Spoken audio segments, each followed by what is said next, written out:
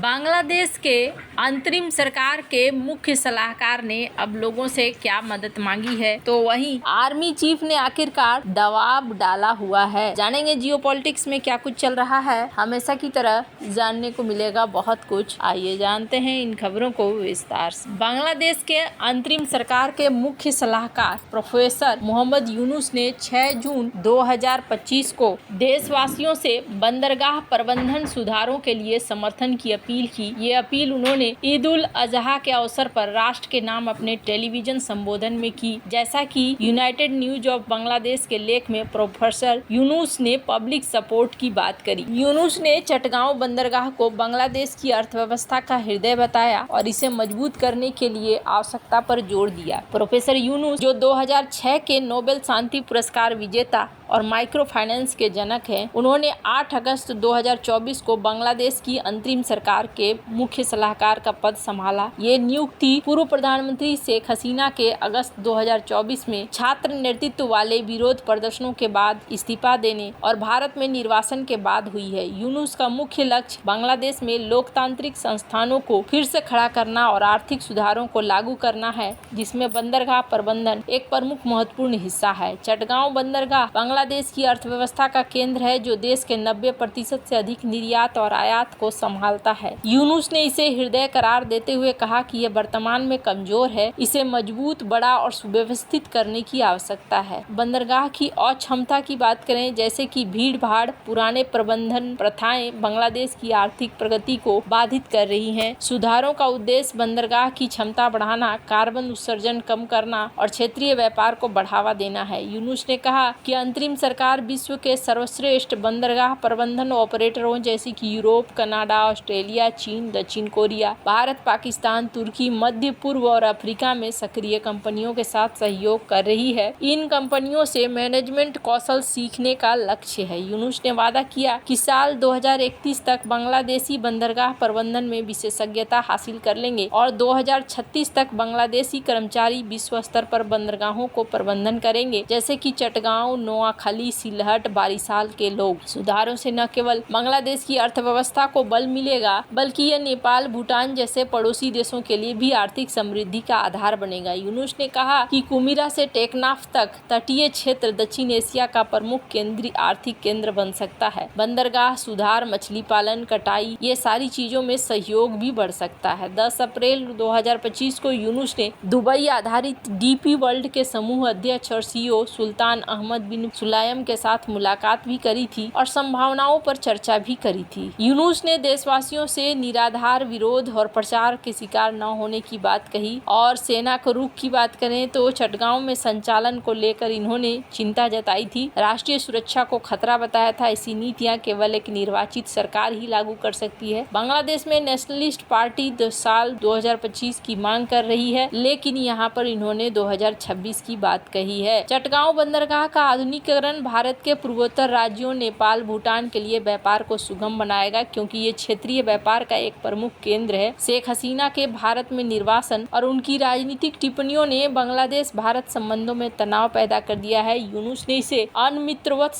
व्यवहार बताया है और हसीना के प्रत्यर्पण की मांग की है। भारत की कंपनियां जैसे कि अदानी समूह बांग्लादेश के बंदरगाह और ऊर्जा क्षेत्र में निवेश कर सकती है, जिससे दोनों देशों के बीच आर्थिक सहयोग बढ़े। खैर, अब यहाँ पर ये कोशिश कर रहे हैं कि बांग्लादेश में फिर से सुधार लाएं और जिस तरीके से सिंगापुर इस वक्त हब बन गया है और अपना एक बहुत ही बड़ा एग्जाम्पल भी शो कर रहा है, ऐसा ही कुछ हो। पश्चिम बंगाल के 7 जिलों में सुरक्षा और खुफिया तंत्र हाई अलर्ट पर है, क्योंकि बांग्लादेश आधारित कट्टरपंथी संगठन जमातुल मुजाहिदीन बांग्लादेश की मॉड्यूल स्थापित करने की योजनाओं के बारे में खुफिया जानकारी मिली है। एक बांग्लादेश आधारित आतंकवादी संगठन है जिसे 1998 में स्थापित किया गया था। इसका उद्देश्य बांग्लादेश में शरिया आधारित इस्लामी शासन स्थापित करना था। ये संगठन भारत में अपनी गतिविधियों को फैलाने की कोशिश कर रहा है, विशेष रूप से पश्चिम बंगाल, असम, झारखंड जैसे सीमावर्ती राज्यों में। जेएमबी को 2005 में बांग्लादेश में प्रतिबंधित किया गया था और भारत ने भी 2019 में इसे गैर कानूनी संगठन घोषित किया। केंद्र और राज्य की खुफिया एजेंसियों को जानकारी मिली है कि जेएमबी पश्चिम बंगाल के 7 जिलों मालदा, मुर्शिदाबाद, उत्तर दिनाजपुर, उत्तर 24 परगना, दक्षिण 24 परगना, नदिया और बीरभूम में अल्पसंख्यक प्रधान क्षेत्रों में मॉड्यूल स्थापित करने की योजना बना रहा है। ये योजना 2 चरणों में लागू की जा रही है। पहले चरण में मालदा, मुर्शिदाबाद और उत्तर दिनाजपुर, दूसरे चरण में उत्तर 24 परगना, दक्षिण 24 परगना, नदिया और बीरभूम को टारगेट किया गया है। मई 2025 में पश्चिम बंगाल पुलिस के विशेष कार्यबल ने 3 जेएमबी सहयोगियों को पकड़ा भी था। मॉड्यूल निर्माण की रणनीतियां चल रही है। बांग्लादेश में वर्तमान में लगभग 13 लाख रोहिंग्या शरणार्थी हैं जो चटगांव डिवीजन के कॉक्स बाजार में बसे हैं। ये शरणार्थी म्यांमार के रखाइन प्रांत में सैन्य दमन और गृह युद्ध के कारण बांग्लादेश में शरण लेने को मजबूर हुए हैं। कॉक्स बाजार के शरणार्थी शिविरों में खराब रहन सहन की स्थिति, हत्या, अपहरण, संगठित अपराध की घटनाएं बढ़ रही है, जिसने सुरक्षा चिंताओं को जन्म दे दिया है। प्रस्तावित कॉरिडोर का उद्देश्य कॉक्स बाजार के रोहिंग्या शिविरों और बांग्लादेश सीमा म्यांमार पर निर्दिष्ट क्षेत्रों के बीच मानवीय सहायताओं की आपूर्ति को सुगम बनाना है। ये कॉरिडोर चटगांव डिवीजन से शुरू होकर म्यांमार के रखाइन प्रांत तक जाएगा, जहां गृह युद्ध और भूकंप के कारण 20 लाख से अधिक लोग भूखमरी का सामना कर रहे हैं। सेना का रुख क्या है? जनरल वकारुज्जमान ने इस कॉरिडोर को खूनी कॉरिडोर करार दिया है और इसे राष्ट्रीय सुरक्षा के लिए खतरा बताया है। उन्होंने 21 मई 2025 को ढाका में वरिष्ठ सैन्य कमांडरों के साथ एक निजी बैठक में इसकी रणनीति और सुरक्षा निहितार्थों पर गंभीर चिंता जताई। उन्होंने स्पष्ट किया कि सेना राष्ट्रीय सुरक्षा और संप्रभुता से संबंधित मुद्दों पर कोई समझौता नहीं करेगी और केवल एक निर्वाचित सरकार को ऐसे दीर्घकालिक नीतिगत निर्णय लेने चाहिए। बीएनपी, जिसका नेतृत्व तारिक रहमान करते हैं, उन्होंने भी इस कॉरिडोर का विरोध किया था। बीएनपी के वरिष्ठ नेता ने कहा था कि ऐसा करना ठीक नहीं है। अन्य आलोचकों में जमात इस्लामी और कुछ वामपंथी दलों ने इस कॉरिडोर का विरोध किया था। यूनुस ने इस कॉरिडोर पर सार्वजनिक रूप से कोई टिप्पणी नहीं की है, जिसे उनकी चुप्पी के रूप में देखा जा रहा है। हालांकि सूत्रों का कहना है कि अंतरिम सरकार ने इस विचार को पूरी तरह छोड़ा नहीं है और इसे मानवीय मार्ग के रूप में फिर से परिभाषित करने की कोशिश की जा रही है। यूनुस ने संयुक्त राष्ट्र के निवासी समन्वयक ग्विन लुइस के साथ 6 जून 2025 को एक बैठक में रोहिंग्या संकट और फंडिंग में कटौती पर चर्चा की। उन्होंने अंतर्राष्ट्रीय समुदाय से निरंतर एकजुटता और बढ़े हुए समर्थन की अपील की, क्योंकि फंड की कमी से शिविरों में आवश्यक कार्यक्रम प्रभावित हो रहे हैं। यूनुस पर दबाव बढ़ रहा है क्योंकि सेना और बीएनपी दिसंबर 2025 तक चुनाव की मांग कर रहे हैं, जबकि यूनुस ने जून 2026 तक का समय मांगा है। उनकी अंतरिम सरकार को अवामी लीग के प्रभाव को कम करने, चुनावी सुधार करने और शेख हसीना पर मानवता के खिलाफ अपराधों के लिए मुकदमे चलाने जैसे कार्यों को पूरा करना है। आलोचकों का दावा है कि कॉरिडोर प्रस्ताव अमेरिका द्वारा समर्थित है, जो म्यांमार में चीन के प्रभाव को कम करने की रणनीति का हिस्सा है। कुछ विश्लेषकों का मानना है कि यूनुस की अंतरिम सरकार अमेरिका और अन्य पश्चिमी देशों के दबाव में काम कर रही है, जिसने बीएनपी और सेना के बीच असंतोष को बढ़ा दिया है। इसके अलावा पाकिस्तान और चीन के साथ यूनुस के कथित संबंधों ने भी चिंताओं को बढ़ा दिया है। रोहिंग्या कॉरिडोर विवाद और बांग्लादेश की अस्थिरता का भारत के ऊपर असर भी पड़ रहा है, इसलिए भारत को इन मुद्दों पर बहुत ज्यादा ध्यान देने की जरूरत भी है। सीमा सुरक्षा, कूटनीतिक संतुलन, बहुत सारी चीजें हैं जो अभी यहाँ पर अटकी पड़ी है। वैसे आपको क्या लगता है इन सब मामले में? आपकी क्या राय है? कमेंट कर जरूर बताएं। जल्द मिलते हैं अगले वीडियो में नई खबर के साथ।